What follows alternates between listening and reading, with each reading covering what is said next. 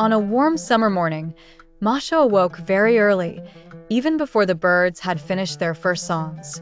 She left the bear's cabin carrying a big notebook and brightly colored drawings.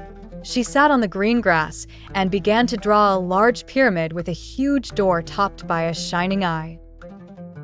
She sang loudly as she moved her colors. "I am Masha. I love adventures, I love secrets, and I want to be a queen like the great pharaohs." The bear was still asleep, but he opened his eyes lazily as he heard her singing. He stretched a bit and said in a hoarse voice, "Masha, can't you let people sleep a little?" Masha laughed and jumped on him, saying, "But I have an idea, a very great idea, bear. I will go looking for King Tutankhamun's treasure." The bear sat up and looked at her seriously and said, "This isn't just a game, Masha. The treasures of the pharaohs are not just tales, they are great history and places full of secrets and traps. You need a calm mind and courage, not just a little curiosity." Before they could finish their conversation, they heard a soft meowing approaching. A beautiful orange cat with shiny golden eyes appeared, wearing a small necklace around his neck. The cat jumped between them and said in a surprising voice, "Hello, my name is Mishmish, and I'm not an ordinary cat." Masha's mouth dropped open in amazement. "A talking cat? Oh my goodness! This is the best day of my life." As for the bear, he raised his eyebrow with apprehension and said, "A talking cat? That means new trouble." Mishmish approached with a wide smile and said, "I am an ancient guardian, a descendant of the sacred cats of the pharaohs. It's my job to guide those who are worthy to the path of King Tut's treasure. Now you are both invited."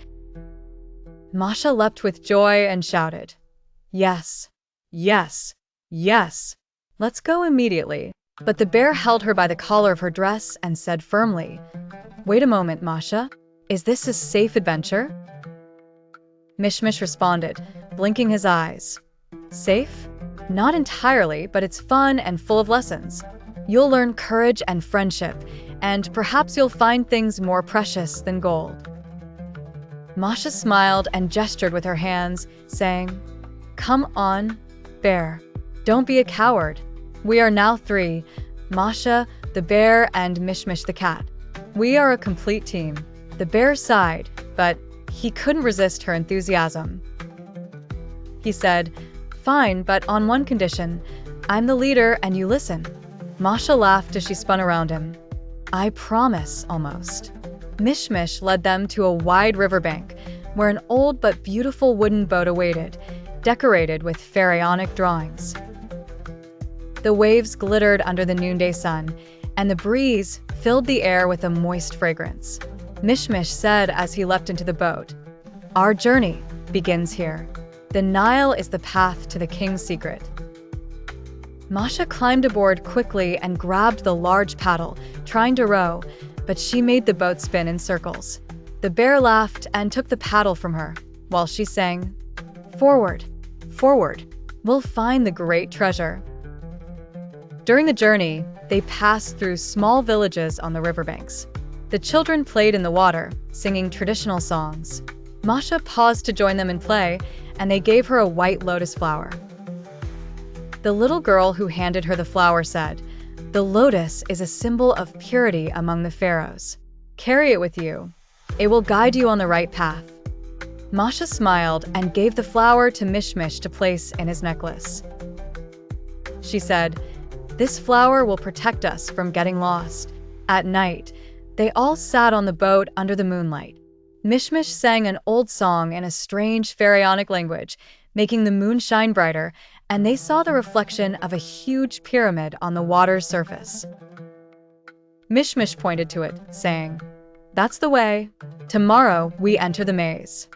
At dawn, they arrived at a huge stone entrance on the riverbank, half covered in sand. Above the entrance were carvings of eyes, animals, and snakes. Mishmish opened his necklace, emitting a blue light, which slowly opened the stone door. The bear said with concern, "I feel this is not a place for play." But Masha ran inside, shouting, A new adventure. How delightful. They entered the long corridors filled with carvings and drawings. Suddenly, a stone statue moved and blocked their path. Masha shouted and hid behind the bear, but Mishmish stepped forward and spoke mysterious words, making the statue stop and return to its place. Mishmish said, "The maze tests our hearts. If we are brave and faithful, it will allow us to pass."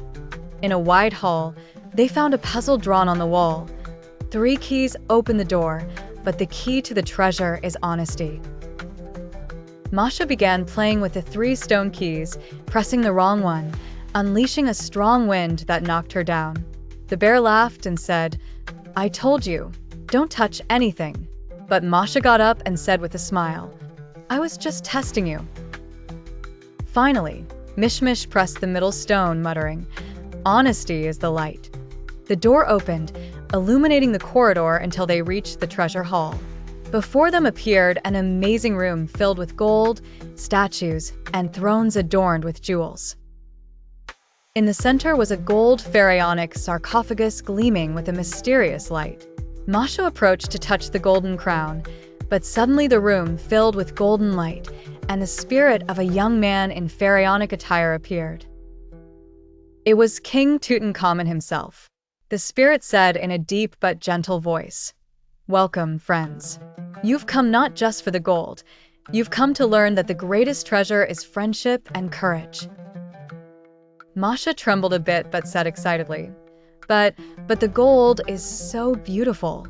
The king smiled and said, "Gold will fade with time, but the good you sow will remain.